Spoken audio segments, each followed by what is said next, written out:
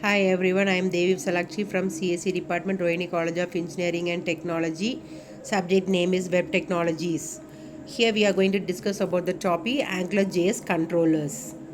AngularJS application mainly relies on controllers to control the data in the application. The controller is defined using ng controller directive. A controller is a JavaScript object that contains attributes, properties, and functions. Each controller accepts scope as a parameter, which refers to the application module that the controller needs to control. And here the starting of the app ng app directives we are using here, and then this is the way we have to mention the controller. And then here we are mentioning function student controller. So within this we are using the scope as the argument here, scope dot student. And then here we have to give the first name, last name, full name we have to give here, and based on the details everything will be included in the corresponding places. The student controller defined as a JavaScript object with scope as an argument. The scope refers to application which uses the student controller object. The scope dot student is a property of student controller object. The first name and the last name are two properties of scope student object. We pass the default values to them.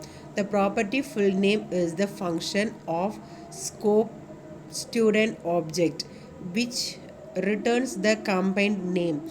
In the full name function we get the student object and then return the combined name. As a note, we can also define the controller object in a separate JS file and refer that file in HTML page.